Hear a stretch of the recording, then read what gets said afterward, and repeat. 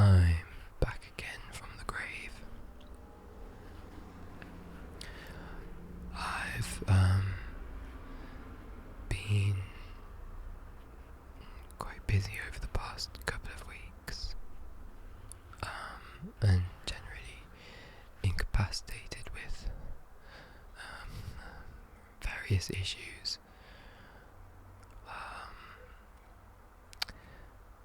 For one, I did go to a music festival last weekend. I drove down on the Thursday and came back on the Monday. I went in my dad's camper van, which was a very interesting experience. I drove down with my sister and some friends, and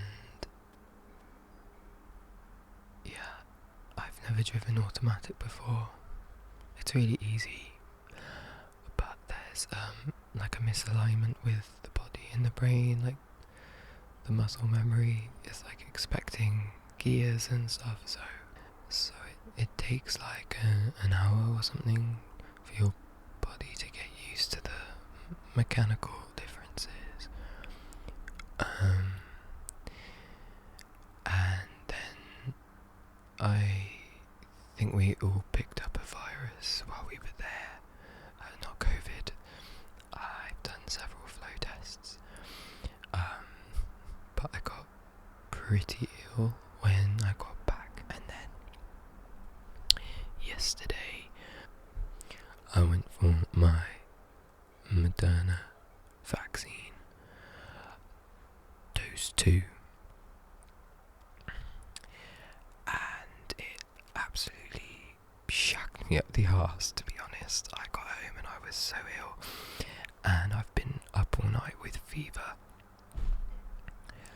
and I'm out the other end of it now, but I'm bloody knackered, which is, I think you can probably tell, and I'm a bit greasy because I haven't showered yet and I've been sweating all night. Also, I'm doing this in a kind of soft-spoken, whispery voice. I hope this is okay. I thought I'd just do, a bit of both.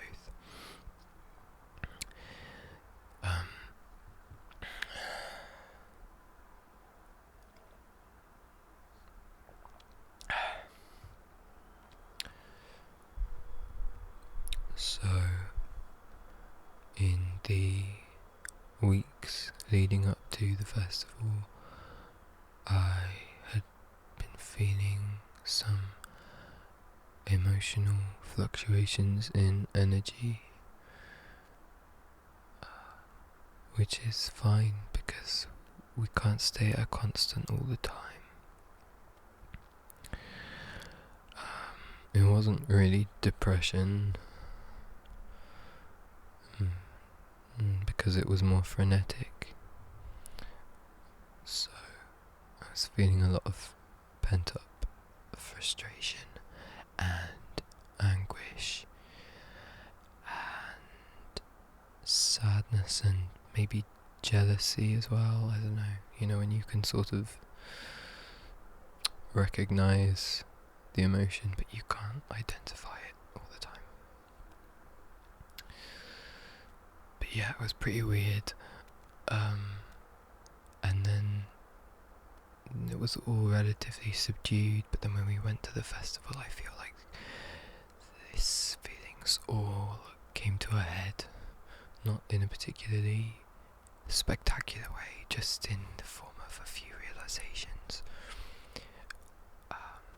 about where I'm at right now, about myself, that I'm making a conscious effort to carry forward into my life, so the experience itself hasn't just been superficial.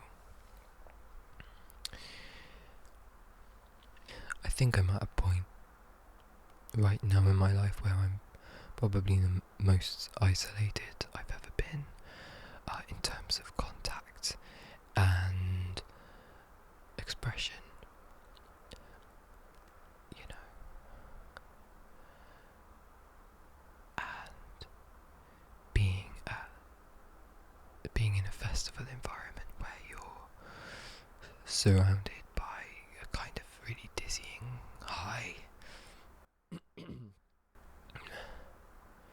of this festival environment where I was constantly surrounded by positive vibes and sort of fun and dancing and music and liberty.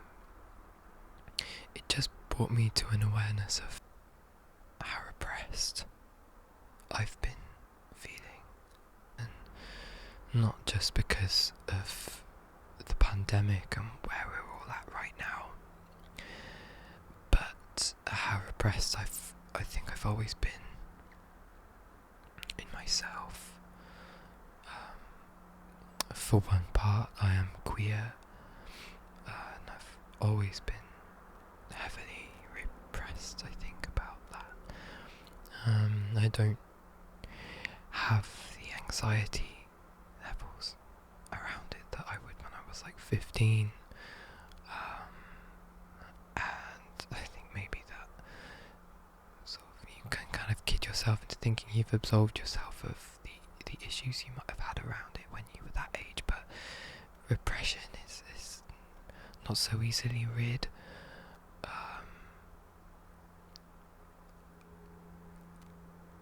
It's always something I feel like I've subordinated within myself, which I think has undoubtedly stifled my ability to thrive. It's bizarre being part of this generation where seemingly so many queer people have adapted to the liberties of adulthood so seamlessly, and I always wonder why that never happened to me.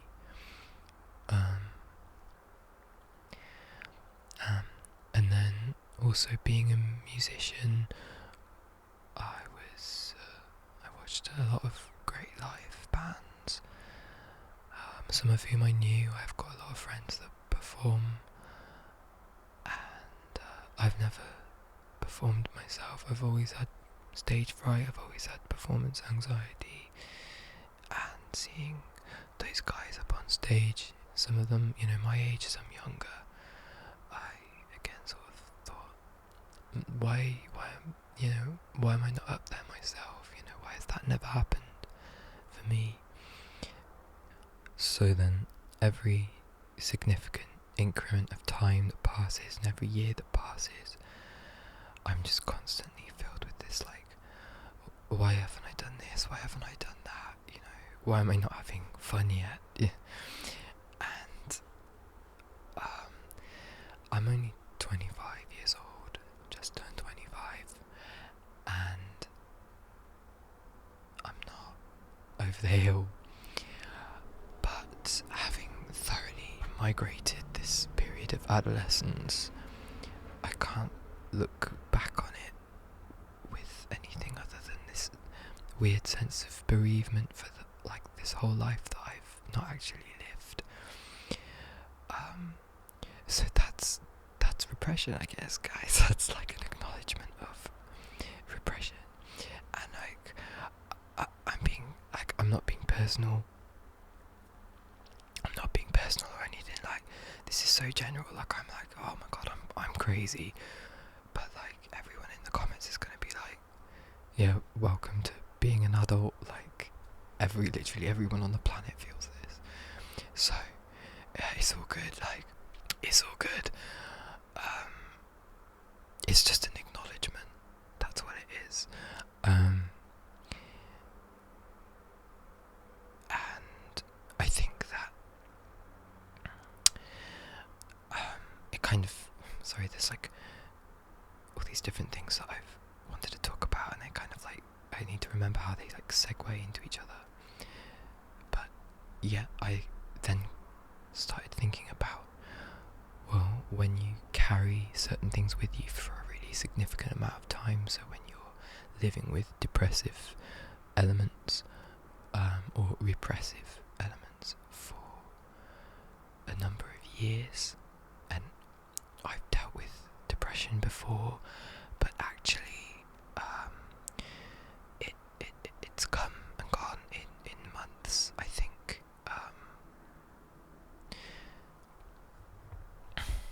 I think repression has been the chronic factor in my life, but depression is usually something that lasts for a period of months, and then I can usually spark myself out of it. But when these things really harbour themselves for a significant period of time, I think there's this shift in your consciousness where they almost feign a synonymity with your character. They kind of, become ingratiated in, your own sense of self, and then your whole perspective changes, like your perspective of your own identity and your outlook on life. It's all relative to depression or whatever, anxiety, repression. And again, walking around this festival, I was thinking, and this just got me thinking that I think for the longest time I've always believed myself to be an introvert, and I actually think I'm an extrovert, actually. If I'm not accommodating all these negative emotions that have skewed my own perception of myself, I'd say I'm not an introvert at all.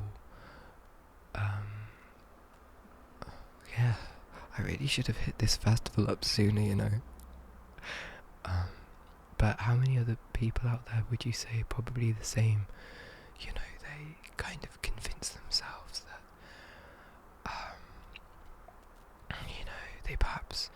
they don't enjoy going out or kind of being in the sort of limelight of youth or whatever. How many people generally would say that that's just not these aren't things that would make them happy, and how many people really are just scared of those things, but actually they would be incredibly fulfilling. I think that there's probably a lot of people that, due to whatever factors there are in their lives, have convinced themselves that they're introverts and that they're not. These aren't things that they want.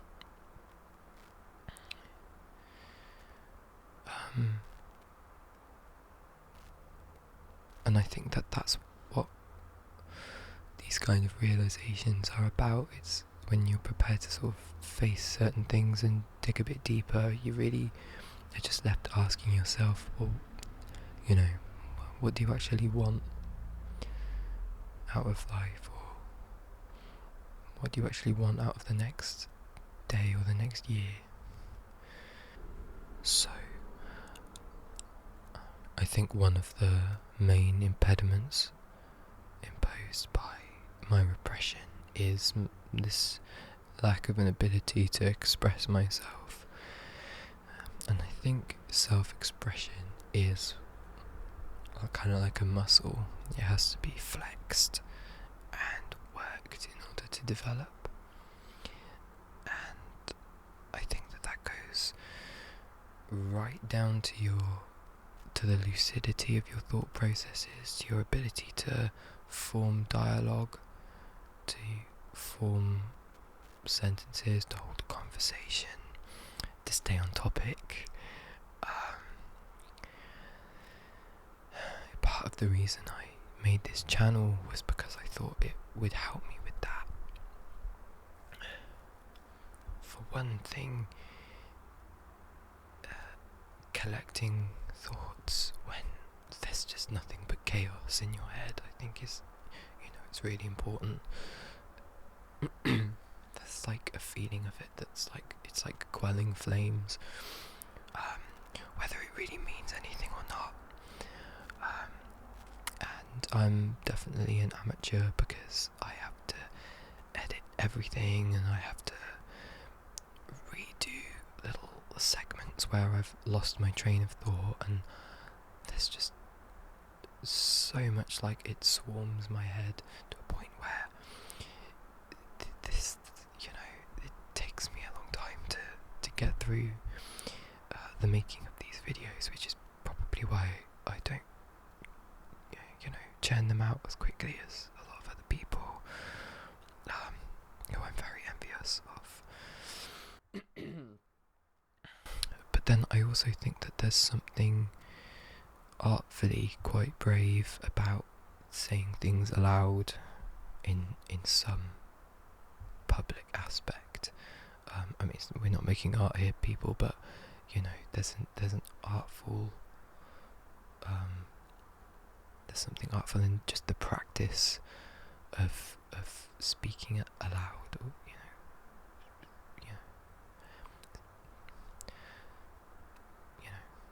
expressing yourself, right?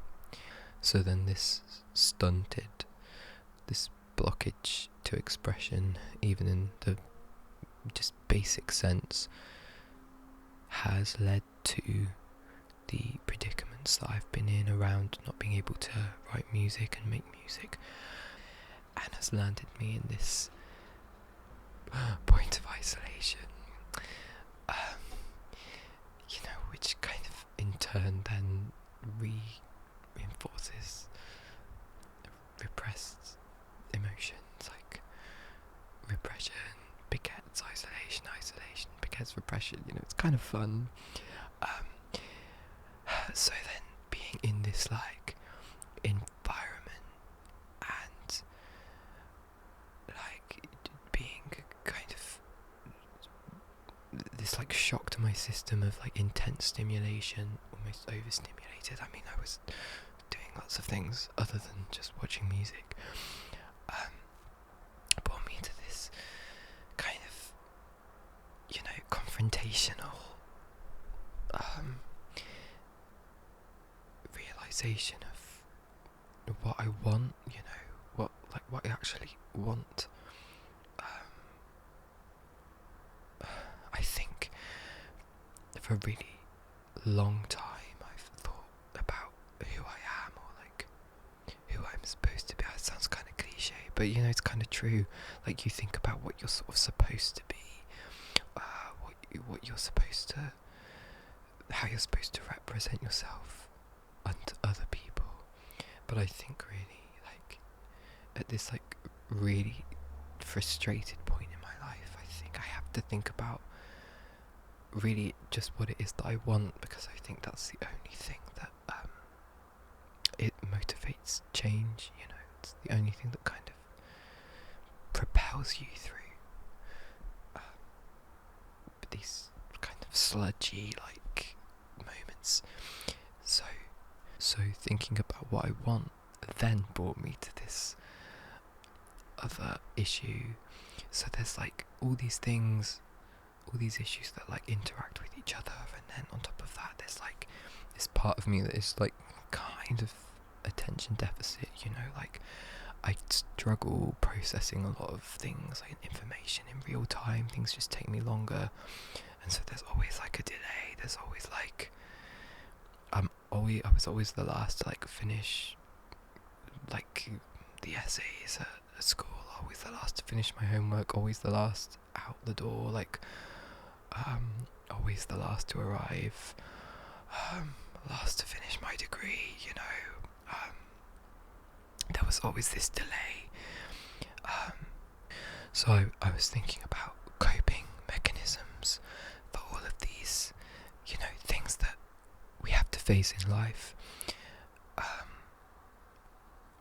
and the relationship between coping mechanisms and like, again, what we want in life.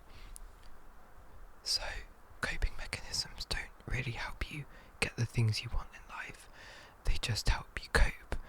So I'm pretty imaginative. I was always like really dreamy kid. I was like always in my own head, like whistling a little tune, whatever. That was a coping mechanism for me. It was a defense against, I guess, like anxiety. I guess I was a very anxious kid, and disappearing into my own head, and thoroughly disconnecting myself from the world.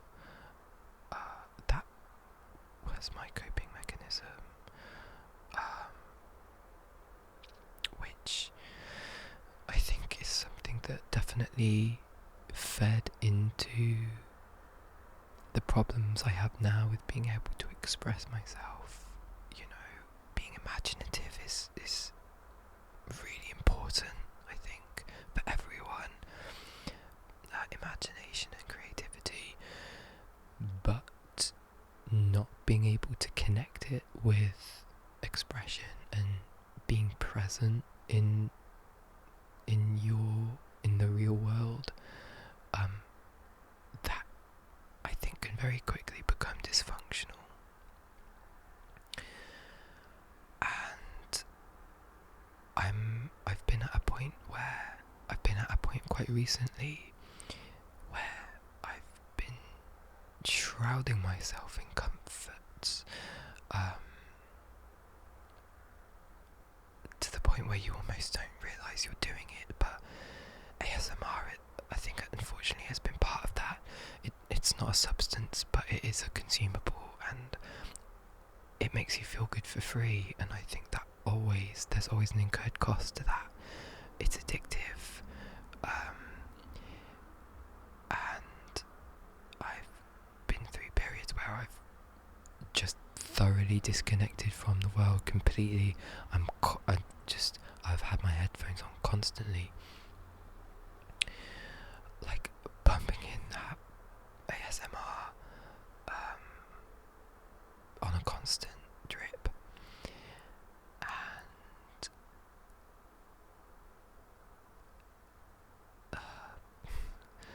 binge watching TV. You guys know the score, all the rest of that stuff. Really, I think it makes you forget what you want in life. That stuff, these shrouding comforts, I think they make you forget what it is that's actually important to you, and all the things that were really important to you, that motivated you, suddenly seem to drift away.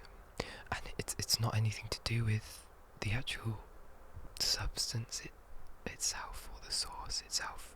It's to do just with the relationship that you've made with it. So I think off the back of that, I've decided to try and lay off the ASMR consummation, just a little, not completely, but I'm trying to limit my my daily intake. So the shrouding comforts and some of these coping mechanisms that we develop in our early years, they can help provide relief in the face of some of these thorns that we carry around in our sides for years. The big things like depression and repression and anxiety and PTSD and grief, all these things. But I think we have to sometimes recognise that coping is only a temporary solution, and sometimes, sooner or later, these things can end up having a negative impact on our ability to live our lives, go after the things we want, and end up degrading our own abilities to express ourselves. So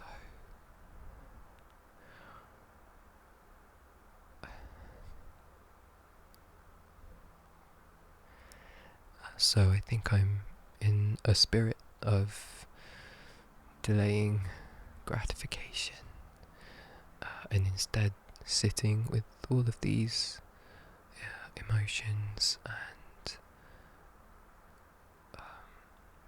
galvanizing these thoughts, which is kind of why I'm making this video. Because it's something to work through. And yeah, all it took was for me to have a break away from the kind of dour normality I've been living to this festival, to give me a little bit more clarity over what I want right now in life. And that's left me feeling quite optimistic. So I think with that, I'm gonna wrap it up. I think I've said everything I needed to say. I hope you guys have enjoyed this. I hope I haven't just been chatting shit, and it means something to someone. And I hope it's been relaxing. And yeah, I'll see you guys in